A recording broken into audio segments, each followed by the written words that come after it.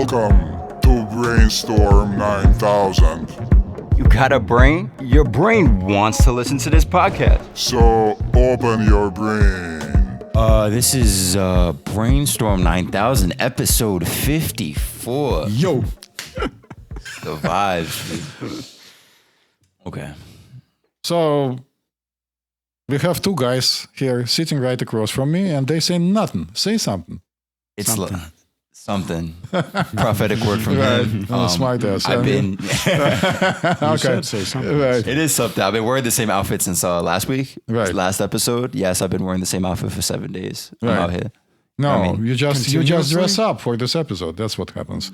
So these two smartest people across from me are Mass, who is my co-host. My name is Dr. Schultz, and right across from me, I have a person in dark glasses and a baseball hat and bandana over his It's a fashion face. mask. Fashion mask, yeah, right? Yes. And we are going to pretend that his name is Steve, right? Yes. And we are doing all this stuff to hide your identity, Steve, because I strongly believe that it was nice enough of you to come and talk to us about your issues. But of course, people shouldn't know who you are. Okay. So we invited Steve here because he actually volunteered to talk about his experience with depression, right, Steve? Yes. So could you tell us a little bit about your story? Well, I moved to New York City officially in the summer of 2016. From where? From Detroit area, Uh-huh. and which is quite a transition. Detroit sounds very depressing already. It is, yeah. Right. But actually getting out of Michigan was a good thing. Right. But, you know, the hustle and bustle in the city, I had a job for about 5 months that didn't work up. It was at a startup Here in New York? here in New York, down in Fidei, and it was high pressure, and I was in over my head. They changed the job on me after I got in, and so they wound up letting me go, which was a big hit to my ego. And then about 2 weeks later, Donald Trump got elected, and that's kind of been hanging over my head ever since. Then I was unemployed for 4.5 months, which was, you know, the benefit is you're off work, so you don't have that stress, but the negative is that you're watching your bank account slowly turn down, which creates pressure with each passing day. So, Were you able to get unemployment benefits? yeah, but it's a pittance. Right. It's an absolute pittance. Right. So it's better than nothing, but it's certainly not going to pay rent. Right. It is better than nothing. Yeah, but Yeah, when you not see by the a lot. yeah the ratio But not to by a rent, lot. and you're like, oh, that's Yeah, a fraction. yeah, But yeah. Maybe if you lived in Montana, it would be okay. But it'd be very profit actually. I thought a couple of times about saving So the you get your unemployment benefits here in New York and Yes. move to Montana. Yes. Buy a gun. Then you're lit. It's like, oh, I'm a All rich right. man. Yeah. So I was able to secure a job in the summer of 2017, which was a fantastic job, well within my wheelhouse. There was a lot of commuting to get there. Right. It's about 4 hours a day total, but I was doing public transit. So it was low stress from the standpoint that I didn't have to pay attention. I wasn't driving. Right. It was very economical. The job began to become increasingly more complicated, more responsibility. I went from supervising just a couple of people to almost 20.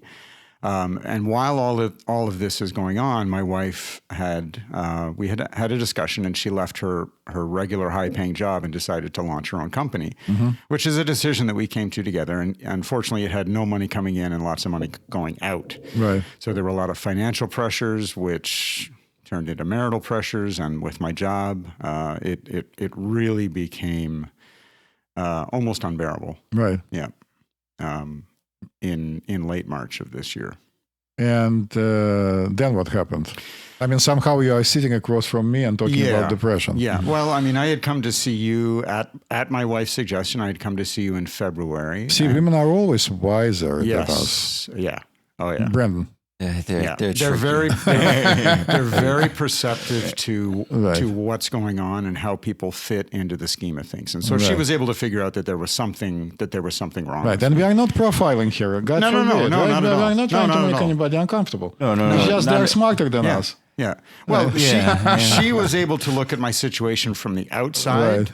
whereas I was looking at my situation from the inside, and I was overwhelmed with everything that was going on, and she was able to see that I was circling the drain. Well, you couldn't see anything from the inside because it's dark Correct. inside, right? Correct. My analogy is if you think of an old farm that has a hand-dug well that's maybe 6 feet across and 30 feet deep, and it's lined with stones. Right. The well is dry, And I felt like I was at the bottom of that well, and I could see a little bit of blue sky up above. Right. But I had no hope that I was ever going to get out of that well. It was just an incredibly lonely, sad, hopeless feeling. Hopeless to the point of not wishing to be around. Correct. Yeah, I was planning how I could kill myself. So what ideas came to your head? Well, I was Anthony Bourdain and Kate Spade and Robin Williams had hung themselves off a doorknob, and that seemed to me like a relatively painless way to do it. I don't own a gun and didn't want to jump in front of a train or anything that violent. So, but when I got to that point that I felt hopeless, that seemed like a viable option, which to a normal sane person or somebody that isn't depressed is crazy. Like, why the hell, it can't be that bad. Right. But when you're at the bottom of that well, it seems that bad. Right. Yeah. Does your wife, does she go to a therapist? She did. She did for a little while. Unfortunately, the therapist that she saw was basically just talking to her every week, and there was no plan for things that she could work on. It was basically her going in every week, telling this guy what was going on with us. So, yeah. She felt like it wasn't helpful? No, Like no. I mean, initially she had hopes for it, but it didn't wind up turning into anything useful. So one other point that I want to add is that while this was going on, from the summer of 2017, when I started this job that I have now, I also discovered marijuana, which amazingly enough, at 50 years old, I had never used before. Oh my God! So you are the guy who discovered marijuana? Maybe. I was wondering, like, What are you doing here? at what point do we think the guy who discovered marijuana? Right. But we got him right here. What I meant- Okay, people. what So I- now you can start pointing your fingers. yeah. This guy discovered marijuana. Okay. Right. What I was trying to imply was that I discovered marijuana for my personal use, and I loved that shit. Okay. And what I have figured out after the fact Right. is that I loved it because for the first time in a long, long time, I felt happy. Right. When I was high, I felt happy. When I was high, I didn't care that my job was driving me crazy. I didn't care that our bank account was going down. I didn't even care that Donald Trump was president. Right. When I was high, I was in my own little world, and it was awesome. The problem is that it doesn't last very long. And what I found is when I started to use it every day, it was the law of diminishing returns. And I would have to use more and more, and I was feeling less and less. Right. So that wound up not being a good experiment. And that was another thing that my wife was concerned about, because she could see me going down that path. And I have a fairly addictive personality, and I certainly proved it with that little excursion. Right. So here goes down the drain the idea of self-medication. Right. Because you take something and then you feel worse and worse, essentially. Somebody what, has a what smile. made you smoke after sober years? We met somebody in the city, and they were extolling the virtues of it, and my wife was completely against it, and I was just curious because it's at this point it was 2017, and you're hearing more and more about it in the news. Right. Some states have legalized it. New York City is toying with it. New York State also. And I was just curious. And so I wanted to give it a try. And I tell you, my first experience, oh man, that was freaking awesome. By the way, I could see music. Like I swear, I was listening to old Pink Floyd from 1971, and with my eyes closed, I swear that I could see that music. It was just one of the most incredible experiences of my life. people, this is not a commercial for Pink Floyd, which I love, and it's definitely not a sponsored announcement for cannabis. Correct. Neither Is it not? indica nor sativa. Which one did you smoke, indica or sativa? Indica, because Indica, I yeah. like. Oh no, sorry, sativa. Indica's in the couch, which is laid back. That's not what I wanted. The more psychoactive it was, the better. Okay. Because I enjoyed that. I enjoyed the music and the food and just everything. But somehow you wound up in my office. I did. So yeah. So why? I Like, came what to see you in February. Well, I was having so much difficulty at work. I actually thought that I might have ADHD, and so I came to see you for that. And you gave me a questionnaire, and I went through it, and we talked a little bit. And you said, I don't know that you have ADHD, but you're depressed. And I thought, well, I know that I'm not happy, but depressed. So that was a bit of a shock because that's something that I hadn't considered as a possibility for me. So maybe, if you don't mind, we can stop and talk about the questionnaire. So you have it in front of you. Maybe you want to pick it up. So it's called PHQ-9, and it's a standard, very standard screening tool, we call them in psychology, for depression, for major depressive disorder. Its accuracy is over 80%. I don't remember whether it's 83 or 87, but it's a very, very good thing that makes sense to begin with. So at least in my office, when people come in, we ask them to routinely fill out 3 screening tools. PHQ-9, which is for depression, Hamilton Anxiety Scale to flesh out anxiety, and then we have SRS, which screens people for attention and concentration problems. This is not a test, right? Like it's a legitimate screening tool, gives a person who does it and somebody like me a very good idea.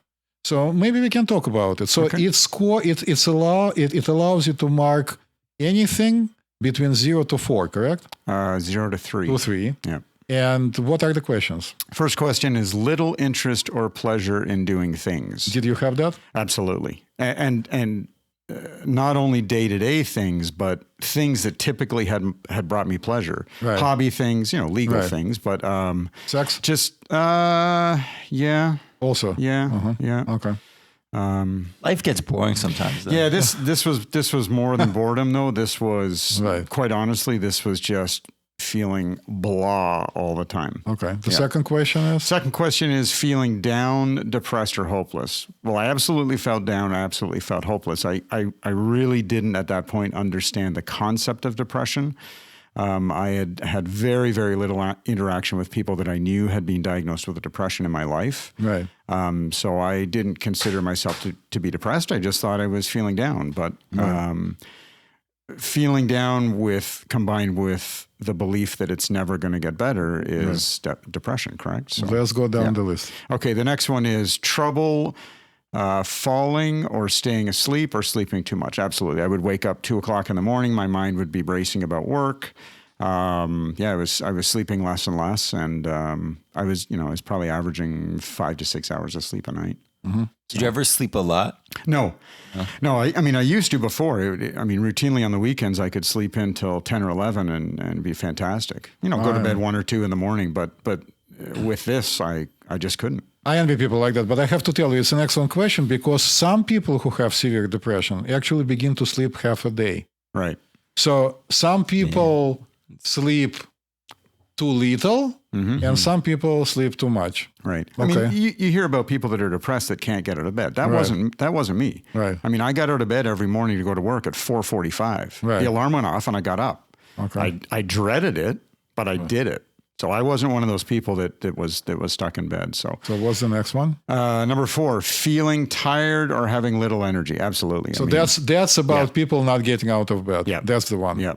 Yeah. And here I have to tell you, and we'll talk about it more and more every time we talk about any mental illness, in big quotes, I hate this word, is that having little energy could be a result of having a physical illness. Right? Like just actually being sick. Right. Yeah. So it doesn't necessarily have to be depression. Right. It would be funny, like if somebody showed up and just didn't realize they were sick and thought they were like mentally sick. It does happen actually, at least once a month. Yes, and yes. And at you least. send them away, like just go to the No, doctor. I don't send them away. We have a very long conversation, and some people are extremely stubborn, and they argue with me and tell me something along the lines. Look, I waited for you to see you for 3 months, and finally I'm here, and I'm so disappointed.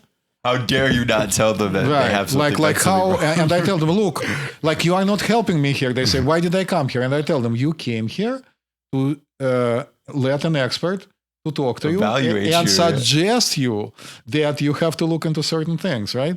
What is the next point there? Number 5 is poor appetite or overeating. So what was your case? My appetite was low. However, I had started a new eating regimen working with a nutritionist in the summer of 2018, and I actually lost 44 pounds between July and November. OMG, 44 pounds. Yeah. Bro. So you used to be just huge. became chiseled. No, you it wasn't. No. This was reducing quantity quantity and increase in quality of what I was eating. And then I started to incorporate walking. I see. How far do you walk a day? Go ahead, flex on a Wednesday. 13,000 steps is my average since the end of October. How many like miles is that? How do like 10, it's like 5.5 miles a day. 5.5. So it's, I mean, I make choices in my day-to-day life. Like instead of taking the subway or a Lyft or a taxi or whatever, I plan to walk, right? I personally And you fly. live in Manhattan too, so it's nice. Yeah, I this is fly. beautiful. Yeah, you can walk You everywhere. fly. You here. take the helicopter. Yeah. No. Oh, Superman. Yeah. Oh, you actually fly. Fly. You got no cape. The bow tie becomes a cape. Well, you don't know what. I mean, have you ever seen the Superman? I mean, I go around the corner, put on the cape, and I fly. So this is just your Yeah. Okay. So and so what is the next one? Okay. The next one is number 6, feeling bad about yourself or that you are a failure or have let yourself or your family down. Absolutely. Absolutely. I mean, people at work would say, "Oh man, you did such a good job on that," and all I saw was the things that I didn't do or didn't do correctly. Okay. I was incapable of seeing the positive in what I was doing. Right. I felt terrible about myself and my relationship and our situation. So absolutely on number 6. Now, was that all at once? Like, do you feel like one day you just started feeling that way? Was it a very gradual thing? It's a transition. I mean, if you think of my well analogy, it's this transition as you're lowering into the well, and eventually you become aware that holy crap, man, I don't feel good about anything. But did you have a good, like, you're talking a lot, I feel like, about this job that was stressing you out a lot. Were you feeling good about the job when you first initially? started it? Oh my gosh, yeah. I used to go into my boss's office, I'd be running around the building and I'd swing by and I'd go, I love my job. Because I did. I absolutely loved it. And I was rocking it out. And then it started to not be so good. Can you think of like any single event in any kind of way that triggered that word? Like one day that just ended up being particularly shitty or anything? No. I think it was just a combination of all the stuff that was going on in my life, and it combined into this shitstorm. So Hermes, high up in the mountains of Olympus where you came from, you studied psychology apparently based on the kind of questions you ask him? I'm also a doctor, but I keep it low key because that's my trick that I have up my sleeve. It's just not even tell you I'm a psychiatrist, and then I bust out the card like, bam. Actually, diagnosis, $500 bill at the end. You know what I mean? Right. And what is the next item there? Next question, number 7, is trouble concentrating on things such as reading the newspaper or watching television. Absolutely. I was very distracted. I was playing a lot of solitaire. Right. A lot of solitaire on the bus, to and from work, watching television, just because it would just take my mind off everything. So again, I would like to make one of my favorite points. So again, once a week, probably I have somebody who comes and says, you know what, like 40 something years old, I'm sure I have ADHD. I just recently saw something on TV or listened to a podcast, not our podcast apparently, and decided definitely I have ADHD. Can you test me? And then we start talking to them, and I see the results of PHQ-9, and PHQ-9 is like 17, which is extremely high. Moderate to severe depression, and I tell them, look, it's just a scale of depression. Like the higher the number, the more. Yeah, we'll talk about it. And I tell them, look, like you are depressed, and they say, so what? I don't think I'm depressed. I'm just unable to concentrate. And then I tell them, when I start writing up on my computer your history, the computer is going to prompt me when I talk about mood to write whether a person can concentrate or not, because lack of concentration and low energy and inability to carry out tasks is a part of depression. So first, let's treat your depression, and then maybe you don't have this issue anymore, right? Yeah, well, I mean, that's exactly what happened when I came to see you. I came walking through the door here thinking that I had ADHD and went through this, and you said, yeah, no, you're depressed. Okay. Yeah. Do we have any more questions? Yeah, 2 more. Number 8, moving or speaking so slowly that other people could have noticed. Or the opposite, being so fidgety or restless that you have been moving around a lot more than usual. Not really. I don't. Well, that's me when I smoke weed. Yeah, so it's just I don't know. I could say that the amount of walking that I was doing would be moving faster. I mean, I walk very quickly. I'm listening to music.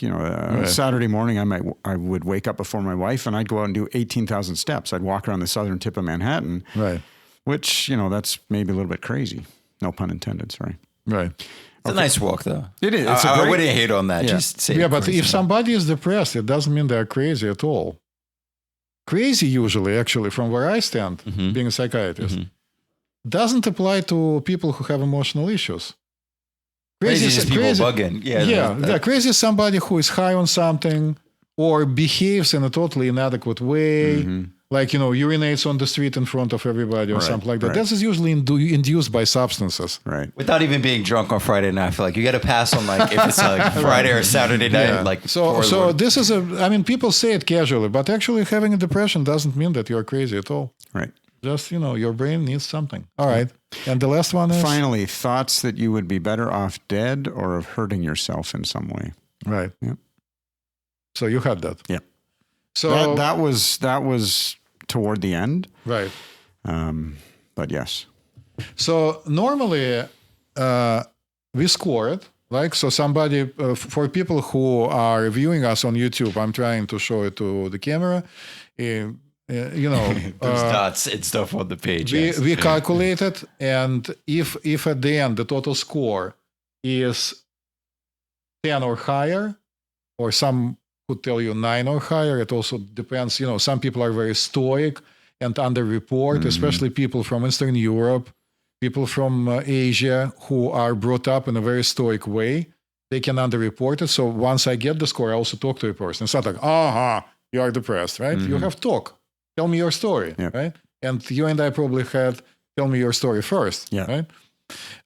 So between 10 and 15 is moderate depression, and then anything that is higher would be moderate to severe depression, and 20 or higher is very, very severe. And then you have to weigh symptoms. Like if somebody comes and tells you, I want to kill myself, this is bad, right? You have to do something about it. And just not to wait too long, I can tell you, like a spoiler kind of thing, that actually the new applications, when people use nasal ketamine, which is now FDA approved, ketamine amazingly quickly removes suicidality. Amazingly. Like one treatment. Doesn't remove in one treatment depression, but suicidality goes away. We don't understand why. So it's a good ketamine thing. You're talking about? Ketamine, yeah. This is not the same as like the ketamine people doing in the club? The same ketamine in the club, yeah. That girl's like dancing to it, yeah, and like yeah, they're dancing yeah, and drunk crying at the same time. And I have to refer people to our episode, which is the last episode with Jane McMaster, which is called Ketamine, where she talks about her experience with being treated with ketamine for depression. So take it from her. She's a philosopher. She knows. I didn't know that ketamine had like an actual real. Oh yeah, we use it as medication. It's now. a horse tranquilizer, isn't it? Right. Right. I thought that's all it was. Yes, It was just no, horse it's not. We also tranquilizer. tranquilize little children when they have minor surgeries because they tolerate it much better. I worked with rhesus monkeys in neurophysiology research. We used it on them, and they were very appreciative, actually. It's used. So coming back to you, Steve. It is. So then what happened? You came and spoke to me. Yep. Came and saw you February. We started me on a medication regimen slowly at first to see how I would respond to it. Right. And I did notice an uplifting of my mood to a degree, but unfortunately not enough. We need to say that I also kept you away from work. Yeah. Well, that came after that. Right. That came. Right. Yeah. That came when I the day that I came in here had said that I was thinking about killing myself. Right. Yeah. So what happened when you told me you wanted to kill yourself? You told me you that actually came together with your wife. Correct. Right? She wanted to come because she wanted to make sure that that I told you everything that I had confided in her, right. and B, she wanted to give her perspective so that I wasn't sugarcoating it or omitting certain facts. Which I appreciated very much. Yeah, absolutely. By the way. And so you told me that I needed to commit myself to a mental institution here in the city, and you might as well have hit me upside the head with a phone book. I mean, I just thought, wow. No, I have a much better book here. It's called, I'm going to show to people who view us. It's called DSM-5. Diagnostic Statistic Mail. Like, look, it's probably larger than a phone book, right? Yeah. It's pretty heavy. Yeah. Right. So that was that. I mean, I didn't know how to process that. And when I left here with my wife and we started walking home, right, the direction that we were walking when we left was the towards direction the hospital home and the direction of the hospital. Right. But then we came to the street where we would normally break one direction to go home. Right.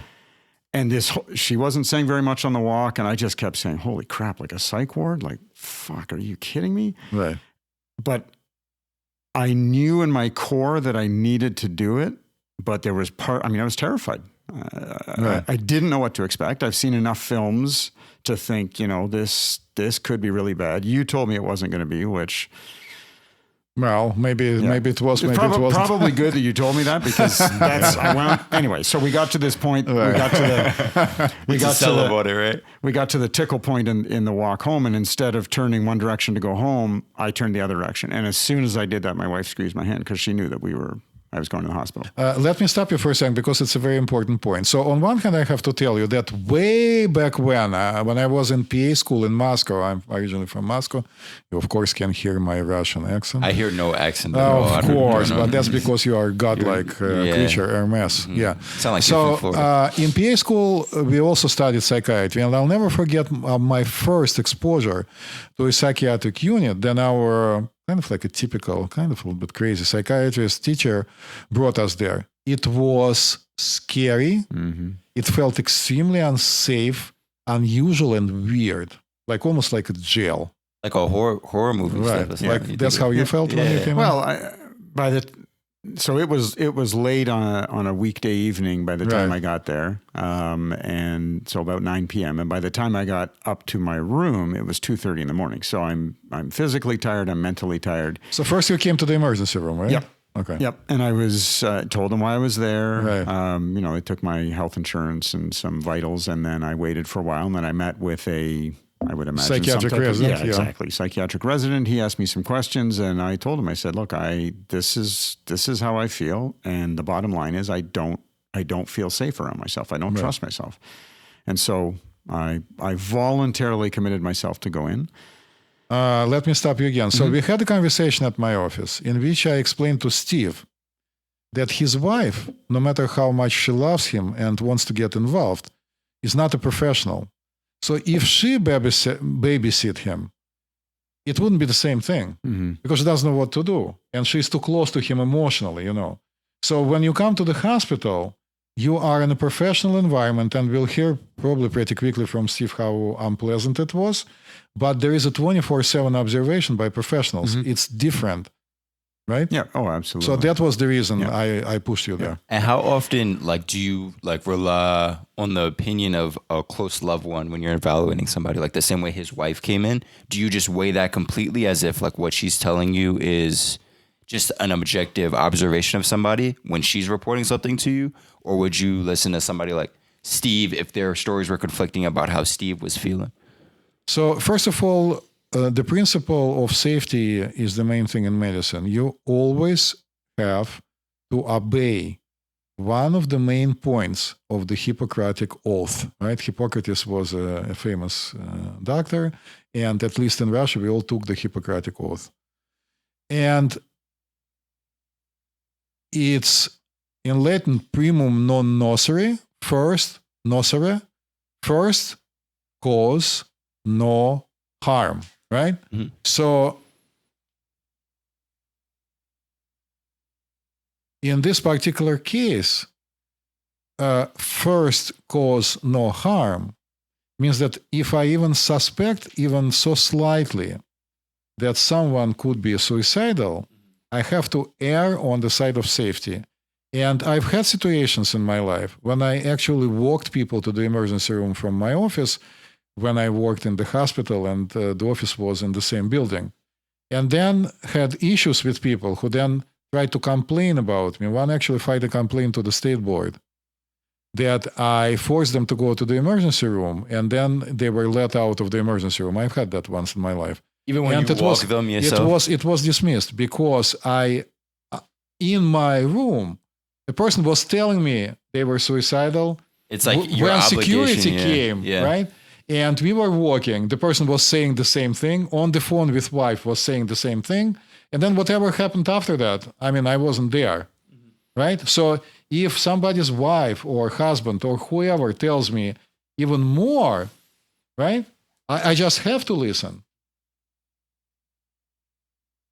And if somebody told me in my office that I want to kill somebody or hurt somebody, I pick up the phone and call 911, seriously.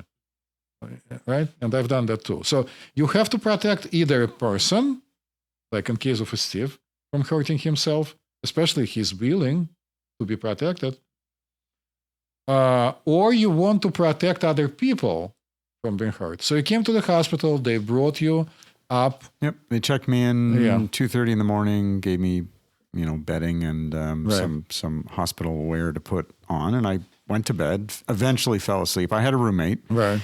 And when I woke up in the morning, I could hear noise going on. There had been a lady in the hall when I got there that night who was screaming and ranting and raving, and I thought, here we go. It's just like the fucking movies. So there was That's exactly what I picture. It's lady. It's like, What's the movie with Brad Pitt and Bruce Willis, where Brad Pitt plays a totally crazy guy and Bruce Willis travels in time all the time? Do you know of this movie? No. You But got there is the a movie elite like that. selection of movies, yo. You got the DVD monkeys, collection. 13 monkeys, 12 monkeys. How many monkeys? That makes 25. No. But That's the the name of movie, the movie? the movie is blah blah monkeys. Right. All right. So anyway, Okay, so Monkey movies out here. so there had been a lot of noise at night, so Right. so sleeping was difficult. My roommate did not speak English other Right. than maybe 70 words, and he could string two of them together at a time. So communicating with him was quite difficult. right. Was he there for psychiatric reasons as well? Oh Yeah. hell yes! Oh, okay. It's a psychiatric unit. Yeah. It's special. Yeah, that's So all- everybody is there. Yes, Okay, yeah. copy. Yeah, everyone was there. And what I figured out pretty quickly is that in that ward, they had people ranging from me, severely depressed, which I, compared to the other people that were there, was kind of at the lower end of the scale. Right. So they had people that were severely depressed. You had people that were walking down the hall talking to themselves, all the way up to people that were being verbally abusive. Right. They were throwing stuff in the lunchroom, and so I figured out pretty quickly who was like me Right. that I could talk to, and so we sort of bonded together. The first morning that I woke up, I met with my doctor, not you, Right. but the doctor at the hospital, and a team of, I would imagine, residents. Right. Different people. Yeah, and so they interviewed me, and the move that they made was that they doubled my medication instantly. The same one I prescribed. Exactly. Right. Same one that you had prescribed. What And medication is it? No, we are not Yeah. going to discuss it. Medication A. because people get Right. people get hung on names of medications, and then they'll go to their doctors and ask them to prescribe this medication because Steve got better. Yeah. You don't want to plug the medication. No. It comes generic. But what is good for Steve could be very bad or not Correct. good at all or not helping correct. to somebody else. So I asked Steve not to talk about what They don't want to medication give was. the good ketamine, guys. So the It wasn't ketamine is super ketamine. good. It was not ketamine. Yeah, Right. you can take that one off Right. the table. So they doubled my medication, did a couple of little exercises that day, mental exercises with a doctor and a few other Right. patients. And then that was it. And for the rest of the time that I was there, it was just me trying not to lose my mind, because on average, I was getting 2 hours and 20 minutes of sleep a night. Because of other people? Because of the noise, and after I'd been there a couple of days, my roommate started to become incontinent. Right. And so he would, wet himself a couple of times during the night. So the nurses come in, lights go on. And I mean, if I'd had ketamine, I might have been able to sleep through it. But I had some melatonin bullshit that wasn't doing anything to take the edge off to allow me to sleep. So I was, after 4 days there, I called my wife and I said, you got to get me out of here, or I am going to go insane, because I am mentally exhausted. 2 hours of sleep, 2 hours and 20 minutes of sleep a night over 4 nights, that ain't going to cut it. Right. So I got out on the 5th day, and things were a lot better. So looking back, was hospiitalization helpful? Absolutely. Yeah, Really? but it's After all the things you just said, but it's it's like one of those things that you've done in your life that you understand the value of it when it's over, but you wouldn't ever want to do it again. So what was the value? The value was that I came out of the hospital not wanting to kill myself, and feeling much better about my life, the outlook. I'm assuming that it was the medication and not having to go to work for 2.5 months. It was wonderful. Now, was anything particular like said to you? Because I know in the last episode we talked a bit about like psychotherapy versus actually like prescribing things and trying to take action for somebody, which is giving drugs. Like, did anybody say anything to you? What I figured out on the ward is that they are not there to heal you. They're there to stabilize you, and then you go somewhere else. So you either go to home, like I did, or you maybe go to another care facility, a mental health care facility.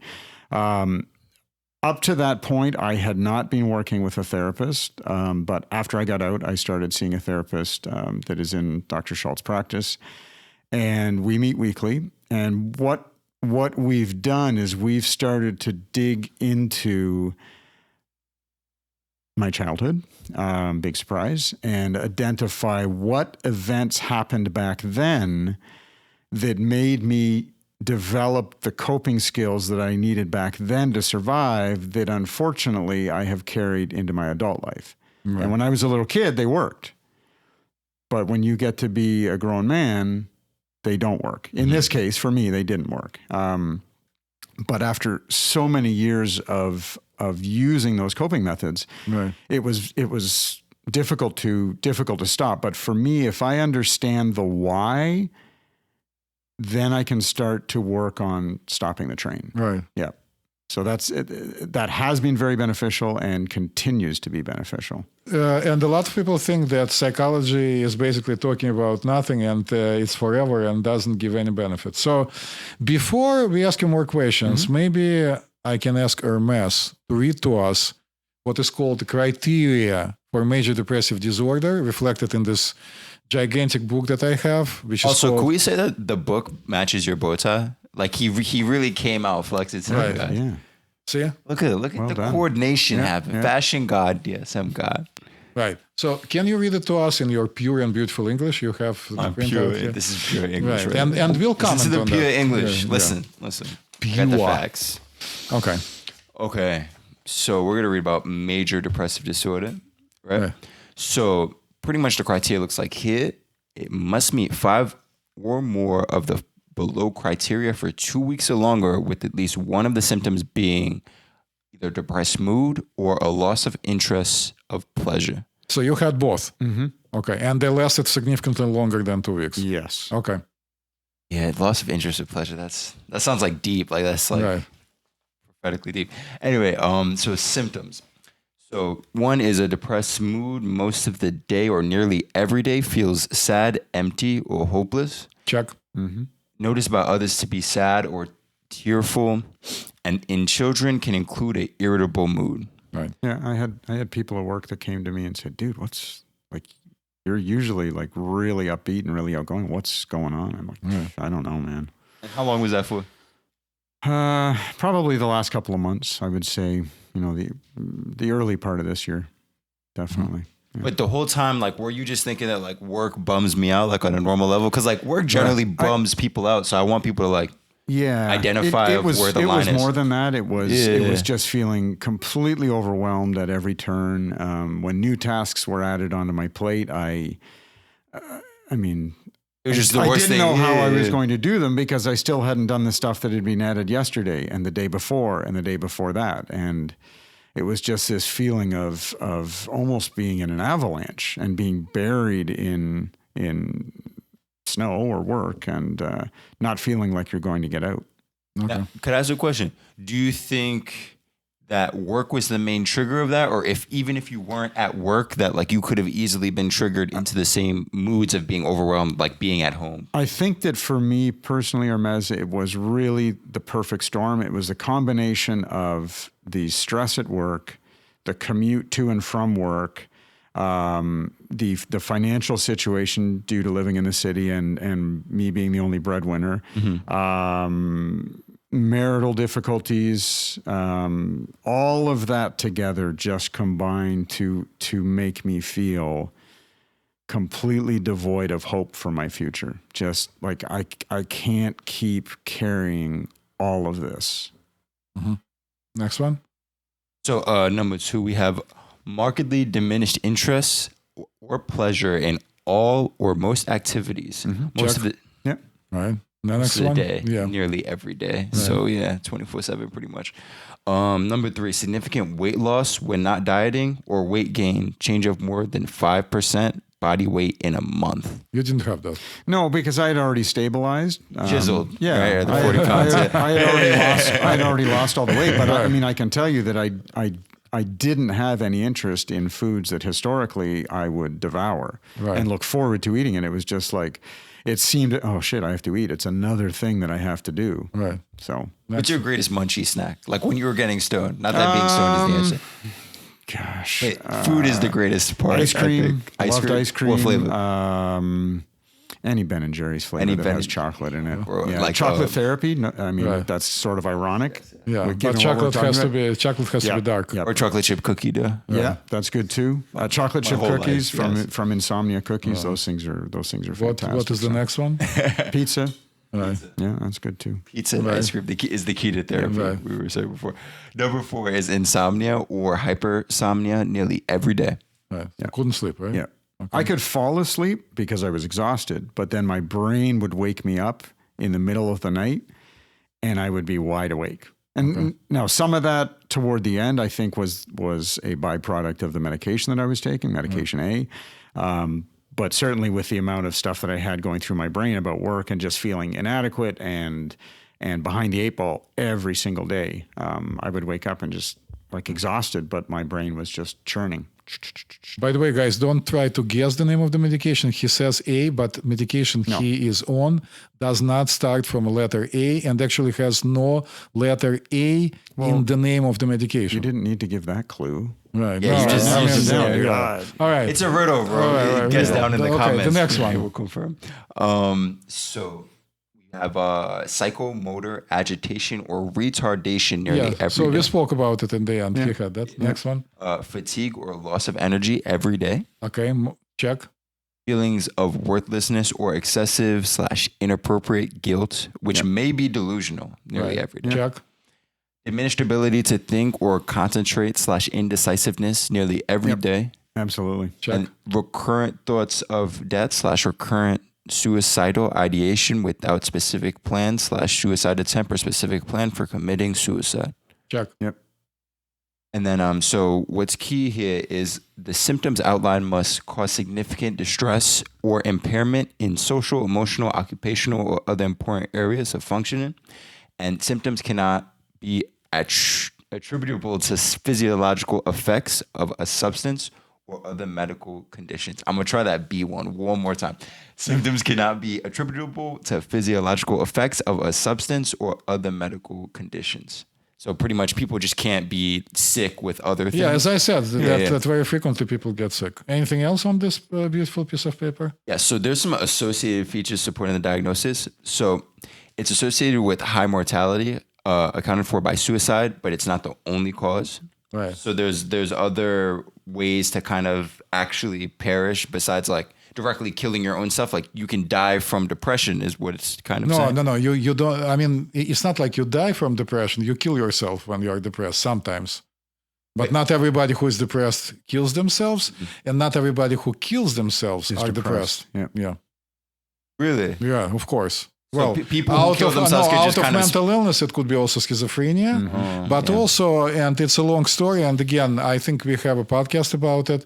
Suicidal acts are impulsive by nature, and one moment a person is totally fine, right? At least the way people perceive him, and the next moment the person is dead. And in the United States, can you guess what is the most commonly used method of killing people? Guns. Like guns. Yeah. Which is Which way makes it easier very than- unique. So when I wrote in his chart about his suicidality, I had to mark whether or not he owns a gun. I said no. I don't. Right. Because if he did, it increases the danger, and then we would have a special conversation with his wife. Right? Yeah. Of course, Okay. If it's So that easy. pretty much what we just read proves that the diagnosis of major depressive disorder, moderate to severe, was accurate. And how do you feel now? Fantastic. Yeah. Yeah. Right. Yeah. So if I'm hearing you correctly, a combination of medication and psychotherapy did the trick. Yep. So just to finish on a positive note or whatever else you want to do, what advice would you give to our listeners?